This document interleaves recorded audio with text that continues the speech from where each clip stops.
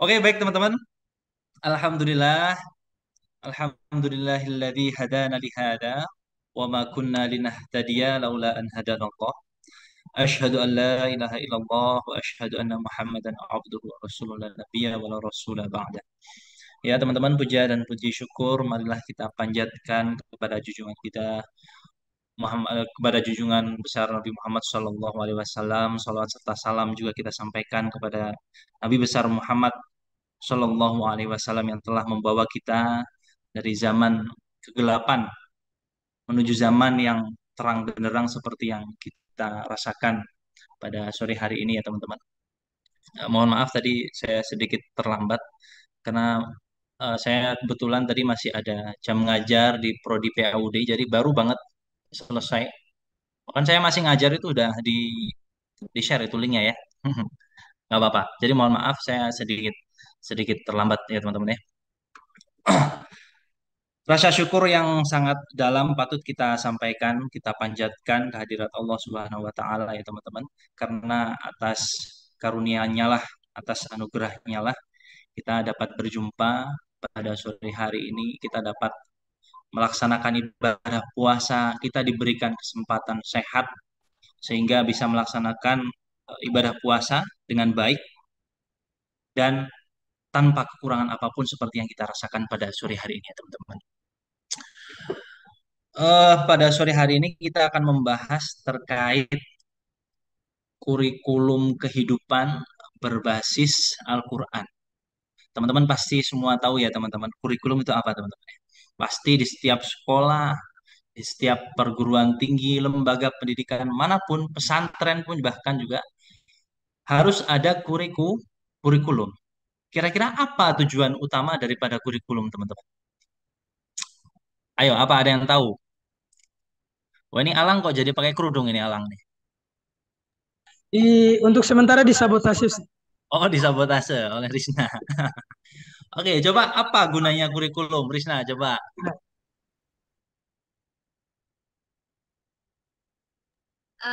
Salah satu jalan menuju tujuan, Ustaz.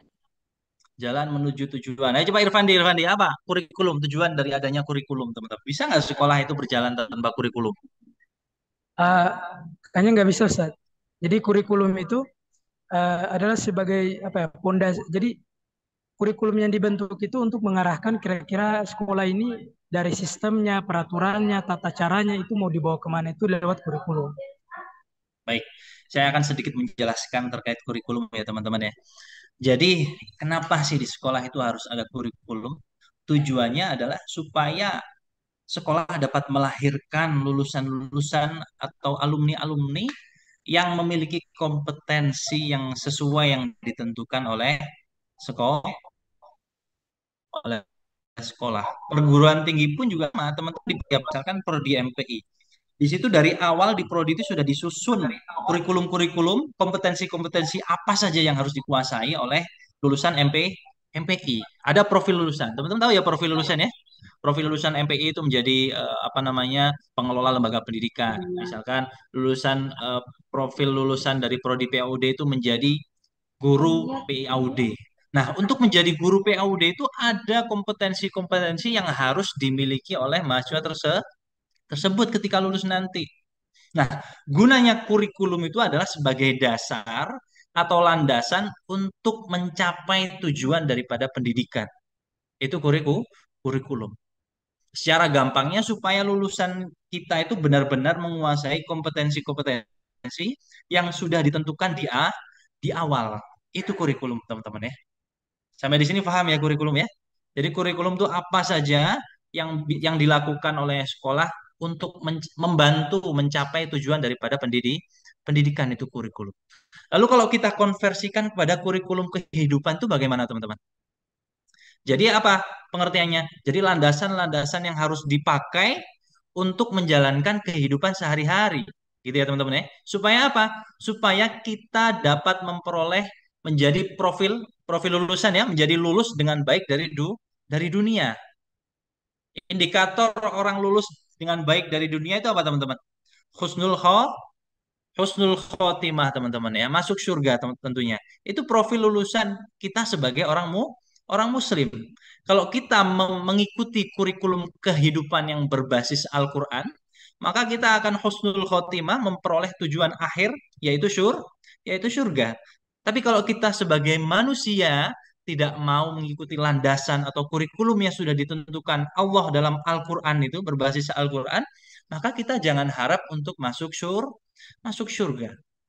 Itulah kenapa saya katakan kurikulum kehidupan berbasis Al-Quran. Semua sudah dijelaskan secara lengkap di dalam Al-Quran. Bagaimana cara kita berkomunikasi dengan sesama manusia, bagaimana cara kita bersosialisasi dengan tumbuhan, dengan hewan dan lain sebagainya. Bagaimana komunikasi antara yang muda dengan yang tua kepada yang muda dan lain sebagainya. Semua sudah diatur. Betul ya seperti itu ya. Jadi Al-Quran sudah sangat lengkap sekali teman-teman. Itulah kenapa saya sebut kurikulum kehidupan berbasis Al-Quran. Maka manusia yang ingin memperoleh surga, husnul khotimah, maka silahkan mengikuti kurikulum Al-Quran, kurikulum berbasis Al-Quran. Semua sudah lengkap disediakan. Itu istimewanya kita sebagai seorang muslim teman-teman. Alhamdulillah kita sudah diberikan gambaran yang sangat jelas dan informasi yang sangat sangat terang sekali saya kira ya, tak terbantahkan. Pada era Nabi Muhammad Shallallahu Alaihi Wasallam diutus, dulu teman-teman suasana masyarakatnya bagaimana? Ada yang tahu? Dulu ketika Nabi pertama kali diutus, suasana orang Arab bagaimana teman-teman? Coba bagaimana Nur Fadilah? Suasana orang Arab ketika pertama kali Nabi diutus dulu. Oh ini jangan-jangan nggak ada orangnya ini ya. Oke, gimana coba Risna? Gimana dulu orang Arab itu ketika Nabi pertama kali turun? Masih jahiliyah Ustadz. Pada masa jahiliyah, teman-teman. Bagaimana sih masa jahiliyah itu? Masa jahiliyah itu adalah masa yang penuh sekali dengan keburukan. Suasananya itu sangat menggelisahkan, mengkhawatirkan. Kriminalitas ada di mana-mana. Norma-norma yang berjalan itu sangat bertentangan dengan norma-norma manusiawi. Jadi tidak ada apa namanya kemanusiaan yang seperti sekarang kita rasakan. Tingkat kebodohan juga sangat luas sekali. Pokoknya zaman jahiliyah itu digambarkan sebagai akumulasi dari segala sifat-sifat buruk. Maka sampai dikatakan zaman jahiliyah. Jadi segala bentuk keburukan itu ada pada zaman tersebut. Luar biasa teman-teman ya. Jadi bisa kita bayangkan beratnya tugas Rasulullah ditugaskan untuk memperbaiki kaum jahiliyah yang begitu rusaknya. Jadi kalau orang jahiliyah itu pemerkosaan, pembunuhan dan lain sebagainya itu sudah sangat biasa. Jadi Nabi Rasulullah SAW itu diturunkan pada masa sulit itu teman-teman. Namun di sini menariknya Allah menurunkan mukjizat yang terbesar kepada Nabi Muhammad berupa apa teman-teman? Mukjizat Nabi Muhammad apa? Berupa Al-Quran. Jadi untuk menghadapi kaum yang seperti itu jahatnya, yang jahiliyah sekali gitu ya, Nabi tidak dibekali dengan pedang, mukjizat pedang ataupun tongkat Nabi Musa atau mukjizat Nabi Sulaiman yang sangat luar biasa, tidak. Jadi Nabi Muhammad dibekali oleh Al-Quran. Yang mana Al-Quran ini sebagai mukjizat yang sangat luar biasa ya teman-teman ya. Bahkan mukjizat terbesar daripada mukjizat nabi-nabi yang sebelumnya. Kenapa teman-teman bisa dikatakan mukjizat yang terbesar? Ada yang tahu? Ada yang tahu?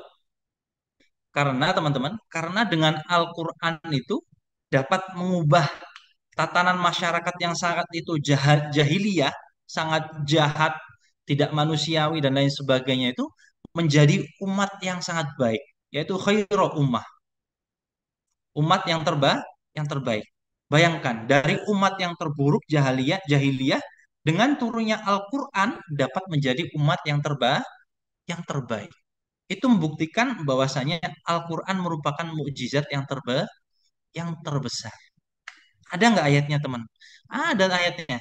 kuntum khaira ummatin ukhrijat lin-nasi ta'muruna bil ma'ruf wa tanhauna 'anil munkar ilal akhir ya.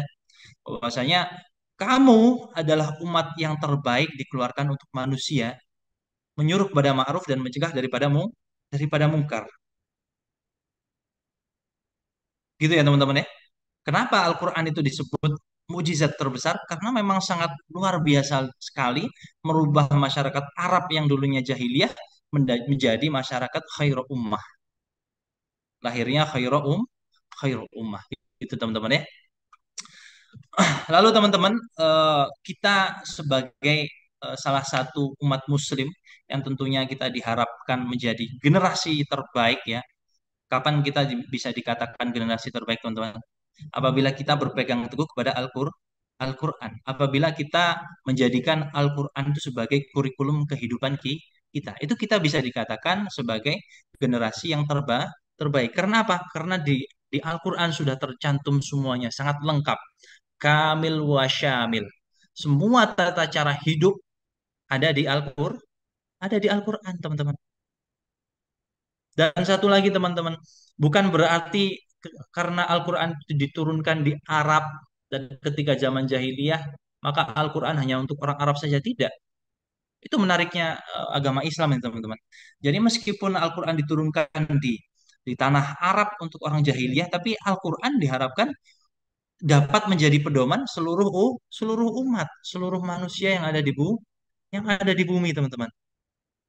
Mulai dari generasi pertama pada zaman Rasulullah sampai generasi kita harus berpegang teguh kepada Al-Quran dan masih relevan, teman-teman.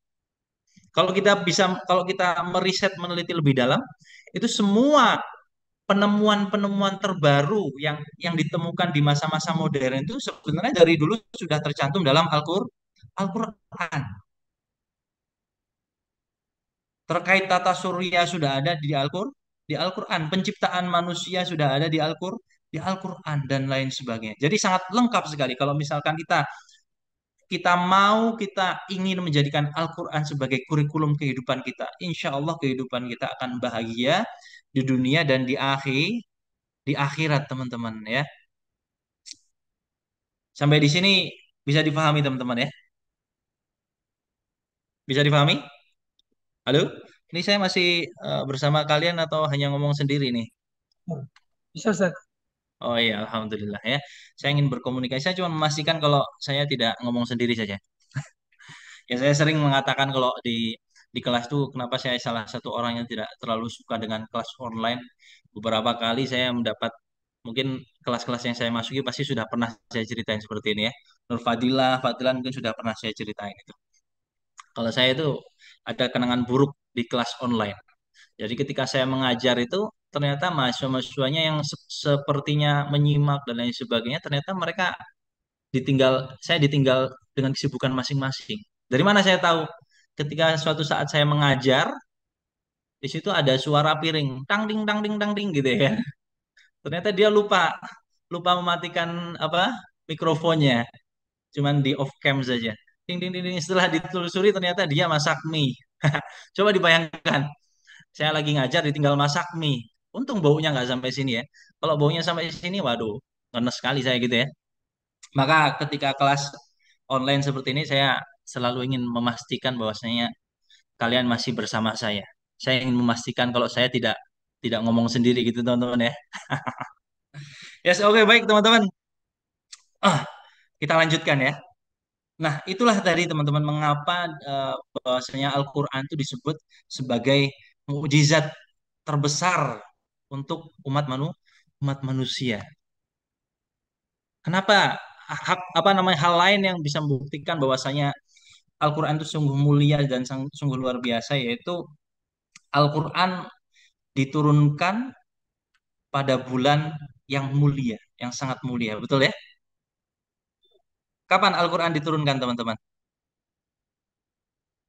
Halo? Kapan Al-Quran diturunkan? Halo? Gimana? Ayo, tanggal berapa?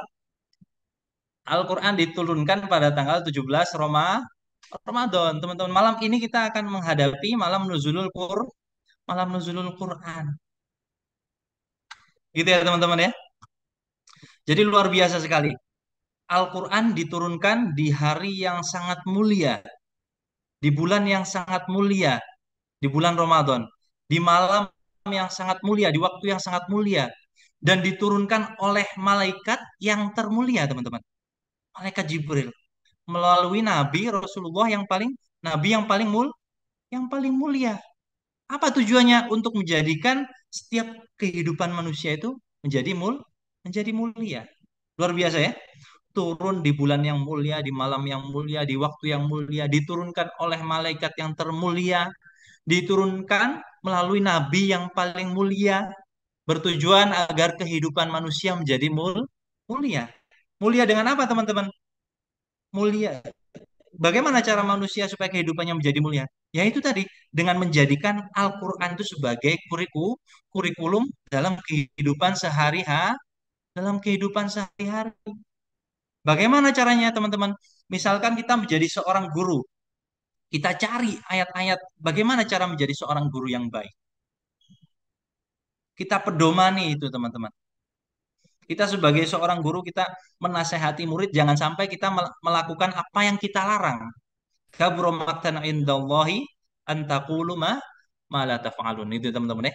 Itu salah satu contohnya. Jadi ketika kita menjadi seorang guru, kita menasehati murid kita, paling tidak kita harus memberikan contoh yang baik. Al-uswah al-hasanah. Jadi pelajaran yang terbaik itu adalah pelajaran yang diberikan dengan contoh atau uswah al-hasanah, teman-teman. Dalam pembelajaran contohnya, teman-teman. Bagaimana kita menanamkan an-nadzafatu minal iman? Bagaimana cara kita menanamkan bahwasanya kebersihan itu sebagian daripada iman kepada murid? Ketika murid kita cekoki terus kita ceramahi, ayo anak-anak sekalian, kita harus cinta kebersihan. An-nadzafatu minal iman. Kebersihan adalah sebagian dari iman. Kalau kalian melihat sampah di depan kalian, ambillah sampah, buang ke tong sampah. Kalian melihat yang tidak rapi, kotor dan lain sebagainya, bersihkan, bersihkan, bersihkan. Tapi ternyata ketika kita kumpul bersama bersama santri, bersama murid, kita melihat sampah di depan kita, tidak kita ambil. Percuma nggak itu apa yang kita sampaikan? Percuma. Mereka akan mengatakan, ah, guru saya aja tidak mengikuti, ngapain saya mengikuti apa yang dikatakan, gitu kan? Maka pelajaran yang terbaik itu dengan cara memberikan contoh yang baik, al-uswah al-hasanah. Jadi bagaimana ketika kita sedang bersama santri, kita melihat sampah, jangan nyuruh santrinya untuk mengambil, jangan. Tapi apa? Tapi kita ambil di depan santrinya. Kita ambil sampahnya, kita buang ke tong sampah. Maka dengan cara seperti itu akan tertanam di dalam hati santri tersebut, di dalam hati murid tersebut, waduh, guru saya saja memberikan contoh yang baik. Oh, berarti saya harus mencontoh guru saya. Gitu ya. Jadi guru itu sebagai sosok figur, teman-teman. Harus memberikan contoh yang baik kepada semuanya. Gitu ya, teman-teman ya. Itulah bagaimana cara menerapkan, cara menjadikan Al-Qur'an sebagai kurikulum dalam kehidupan kita sehari-hari.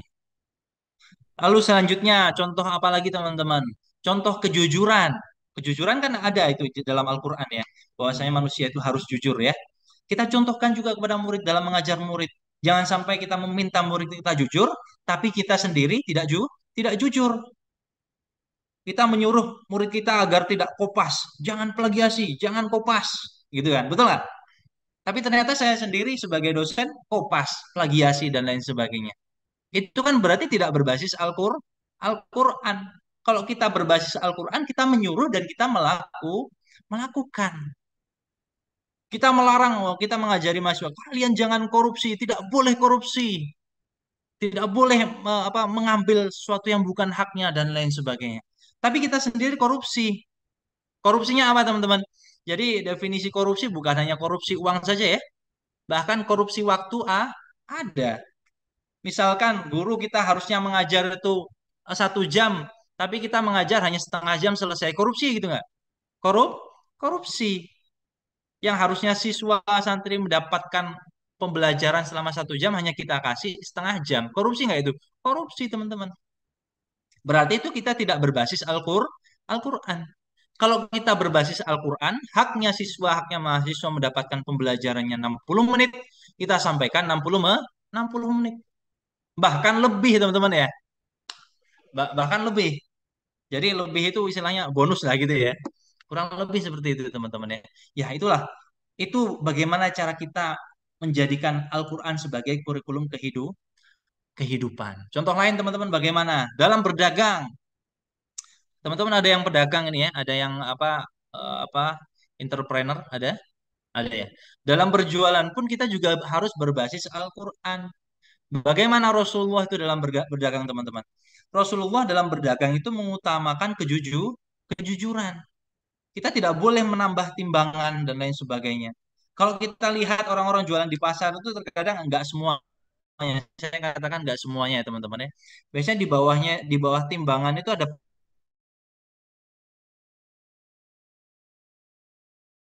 pemberat. Ada pemberatnya yang harusnya 1 kilo, itu kurang dari 1 kilo sudah pas. Nah itu tidak jujur, teman-teman. Itu berarti kita berdagang tidak berbasis Al-Quran. Lalu bagaimana kalau kita berdagang berbasis Al-Quran? Ya kita utamakan kejujuran. Kita utamakan kejujuran. Dan ini banyak juga ditemui, teman-teman. Pedagang ketika ditanya, maaf Pak, tidak boleh ditawar segitu. Saya dulu kulakannya ini harganya 20.000 dan saya hanya mengambil untung 5.000. Jadi saya jual 25.000. Nah, padahal dia kulakannya nggak 20.000. Padahal kulakannya hanya 10.000. Itu berbohong nggak, teman-teman? Berbohong. Nah, itu artinya kita berdagang tidak berbasis Al-Quran, tidak menjadikan Al-Quran sebagai kurikulum kehidupan kita. Kalau kita menerapkan Al-Quran sebagai kurikulum kehidupan kita, kita harus jujur dalam berdagang. Katakan apa adanya. Saya beli sekian, saya mengambil untung sekian. Ketika kita jujur, insya Allah pembeli kita lebih respect kepada kita. Maka meskipun kita menerapkan manajemen pemasaran yang dengan baik, tapi tetap di situ kita harus berpegang teguh kepada Al-Quran. Kita jadikan Al-Quran sebagai basis. Kita jadikan Al-Quran sebagai kurikulum kehidupan dalam sektor apapun. Kita menjadi mahasiswa juga sama, teman-teman. Kita menjadi mahasiswa yang berbasis Al-Quran. Kita menerapkan prinsip-prinsip yang ada di dalam Al-Quran. Kita menjadi dosen menerapkan prinsip-prinsip dalam Al-Quran. Kita menjadi guru juga menerapkan prinsip-prinsip dalam Al-Quran. Kita sebagai kakak juga sama. Kita sebagai ibu sama, sebagai bapak, semua peran-peran yang kita laksanakan dalam kehidupan sehari-hari itu harus berbasis Al-Quran. Kita jadikan Al-Quran sebagai kurikulum, teman-teman ya. Supaya apa? Supaya kita bisa lulus dari kehidupan dengan baik, dengan predikat kamlot. Mau nggak, teman-teman, lulus dari kehidupan manusia ini dengan predikat kamlot? Mau nggak? Ustaz, Nah, sangat mau. jadi kamlot itu bukan hanya untuk kalian yang kuliah saja, tidak. Nah, kita juga dalam kehidupan juga pengen kehidupan kita lulus dengan kamlot. Bagaimana caranya supaya kamlot? Ya kita ikuti kurikulumnya. Apa kurikulumnya? Allah sudah menciptakan sedemikian rupa mukjizat Al-Quran yang sangat lengkap ya, teman-teman. Itulah kurikulum kehidupan manusia, teman-teman. Logikanya, siapa yang paling tahu tentang robot, teman-teman? Siapa yang paling tahu tentang robot? Yang paling tahu tentang robot adalah yang menciptakan robot itu. Betul ya? Siapa yang paling tahu tentang gorengan, tempe goreng? Mas-mas yang jual gorengan. Mas-mas yang bikin tempe, betul nggak? Siapa yang paling tahu tentang es buah? Bang Hafiz bisa. Bang Hafiz ya. Yang paling tahu tentang es buah ya yang buat es buah, biasanya Hafiz ya. Misalkan takaran gulanya berapa, cara membuatnya apa saja, tambah susu berapa, sirupnya berapa, buahnya apa saja. Dan yang paling tahu tentang es buah itu yang bikin es buah. Yang paling tahu tentang tempe goreng yang bikin tempe goreng.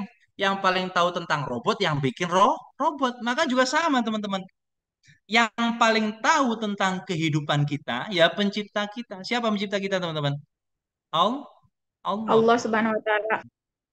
Maka Allah telah menjelaskan bagaimana sih tata cara kehidupan yang baik. Maka itulah yang harus kita percayai. Kenapa? Karena yang paling tahu tentang kehidupan yang menciptakan kehidupan dari Allah.